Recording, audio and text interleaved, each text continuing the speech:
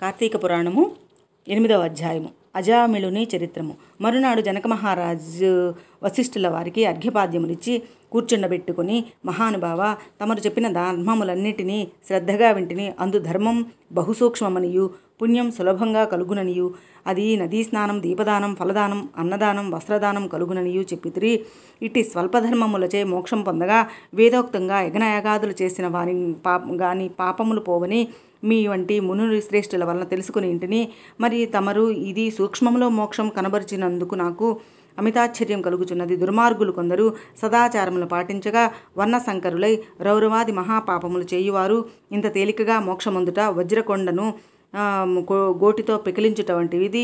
మహాసముద్రంలో కొట్టుకుపోవాడు గడ్డిపరక ఆధారంతో ఒడ్డు కొనుట వంటిది. కాన దీని మర్మమును విడమర్చి విపులీకరింపమని ప్రార్థించుచున్నాను అని వశిష్ఠుల వారిని కోరెను. అంత వశిష్ఠుల వారు చిరునవ్వు నవ్వి, జనక మహారాజా, నీవు వేసిన ప్రశ్న సహేతుకమైనదే. నేను వేదాంగములను కూడా పఠించి తిని, వానిలో కూడా అనేక సూక్ష్మ ధర్మములున్నవి. ఆ విధముగానే సాత్విక ధర్మములు, రాజధర్మములు, తాపస ధర్మములు అని 3 ధర్మములు సాత్వికముగా దేశకాల పాత్రలు 3ను సమకూడి సమయమున సత్వమ గుణమును జయించి ఫలితమును పరమేశ్వరార్పితము గావించి మనోవాక్కాయ కర్మలచే నొనర్చిన ధర్మము అధర్మమందు ఎంతయో ఆధిక్యత కలదు. సాత్విక ధర్మము సమస్త పాపములను నాశనమునర్చి పవిత్రము చేసి దేవలోక భూలోక సుఖములను చేకూర్చును. ఉదాహరణగా తామ్రవర్ణి నదీ సముద్రమున కలియా తాపునందు సాత్వికార్తెలో ముచ్చపు చిప్పలో వర్షబిందువు పడి దగదగా మెరిసి ముచ్చమగును. దానిని సాత్విక ధర్మమందురు.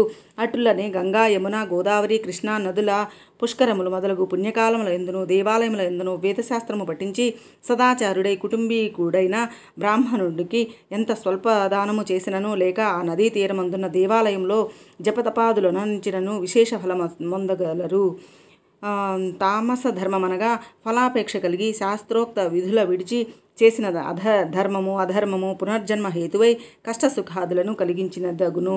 తామస ధర్మమనగా శాస్త్రోక్త విధులను విడిచి దేశకాల పాత్రలు సమకూడని సమయమున వ్రతం ఆచరణార్థం చేయుచు ధర్మం అధర్మం ఫలం నీయదు. దేశకాల పాత్రలు సమకూడినప్పుడు తెలిసి కానీ తెలియక కానీ ఏ స్వల్ప ధర్మము చేసినను గొప్ప ఫలమునిచ్చును. అనగా పెద్ద కట్టెల గుట్టలో చిన్న అగ్నికణముతో ఆ ప్రోగంతయు భస్మములగునట్లు శ్రీమన్నారాయణుడు నామము తెలిసి కానీ తెలియక కానీ ఉచ్చరించిన వానికి సకల పాపములు పోయి ముక్తి నందును. దానికి ఒక ఇతిహాసం కలదు. పూర్వకాలమున న్యాకుబ్జమను నగరమునందు 4 వేదములు ఆమూలాగ్రమున చదివిన ఒక విపురుడొకడుగలడు. అతని పేరు సత్యవ్రతుడు. అతనికి సకల సద్గుణరాశియగు హేమవతి అను భార్య కలదు. ఆ దంపతులు అన్యోన్య ప్రేమ కలిగి పుణ్యదంపతులని పేరు వడసిరి. వారికి చాలా కాలమునకు లేకలేక ఒక కుమారుడు జన్మించెను. వారు ఆ బాలును అతిగారాభంగా పెంచుచు అజామిళుడనే నామకరణం చేసిరి. ఆ బాలుడు దినదినముగా పెద్దవాడగుచు అతి గారాభముగా వలన పెద్దలను కూడా నిర్లక్ష్యముగా చూచుచు దుష్ట సహవాసములు చేయుచు విద్యనభ్యసించగా బ్రాహ్మణ ధర్మములు పాటించక సంచరించుచుండెను. ఈ విధముగా కొంతకాలమునకు యవ్వనము రాగా కామాంధుడై మంచి చెడ్డలను మరచి యజ్ఞోపవీతము త్రెంచి మద్యము సేవించుచు ఒక ఎరుకుల జాతి స్త్రీ వలచి నిరంతరము కామక్రీడలతో తేలియాడుచు ఇంటికి రాకుండా తల్లిదండ్రులను మరిచి ఆమె ఇంటనే భుజించుచుండెను. అతి గారాభము ఎట్లు పరిణమించెనో వింటివా రాజా. తమ బిడ్డపై తల్లిదండ్రులకు ఎంత అనురాగమున్నను పైకి తెలియపరచక చిన్ననాటి నుంచి అదుపు ఆజ్ఞలతో ఉంచకపోయిన ఎడల ఈ విధముగాని జరుగును. కాన అజామిళుడు కులభ్రష్టుడు అవగానే వాని బంధువులు అతన్ని విడిచిపెట్టిరి. అందులకు అజామిళుడు రెచ్చిపోయి బహిరంగముగానే ఆ ఎరుకుల స్త్రీ వెంట తిరుగుతూ అడవికి పోయి వేట వలన పక్షులను జంతువులను చంపుతూ కిరాతక వృత్తితో జీవించుచుండెను. ఒకరోజున ఆ 2 ప్రేమికులు అడవిలో వేటాడుచు ఫలములు కోయుచుండగా ఆ స్త్రీ తేనెపట్టుకై చెట్టెక్కి తేనెపట్టు తీయుచుండగా కొమ్మ విరిగి కింద పడి చనిపోయెను. అజామిళుడు ఆ స్త్రీ పైబడి కొంతసేపు ఏడ్చి తర్వాత ఆ అడవి అందే దహనము చేసి ఇంటికి వచ్చెను. ఆ ఎరుకుల దానికి అంతకుముందే ఒక కుమార్తె ఉండెను. కొంతకాలమునకు ఆ బాలికకు యుక్త వయసు రాగానే కామాంధకారముచే కన్ను మిన్ను కానక ఉన్న అజామిళుడు ఆ బాలికను కూడా చేపట్టి ఆమెతో కూడా కామక్రీడలతో తేలియాడుచుండెను. వారికి 2 కొడుకులు కూడా కలిగిరి.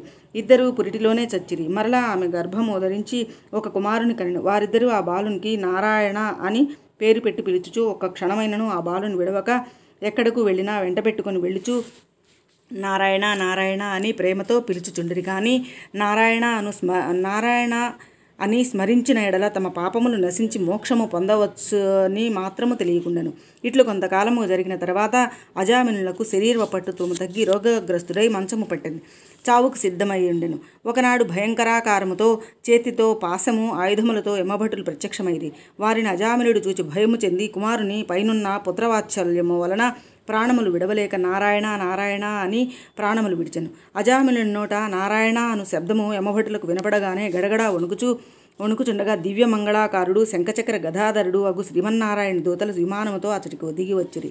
ఓ యమ్మభటులారా, వాడు మావాడు, మేము వైకుంఠమునకు తీసుకొని పోవుటకు వచ్చితిమి అని అజామిలుని విమానమెక్కించి తీసుకుని పోవుచుండగా, అయ్యా మీరెవరు? వీడు అతి దుర్మార్గుడు, వీనికి నరకమునకు తీసుకొని పోవుటకమే మేమిచ్చటకు వచ్చితిమి, కాన వదలుడు అని యమభటులు కోరగా యమదూతలతో విష్ణుదూతలు ఇట్లు చెప్పదొడందిరి.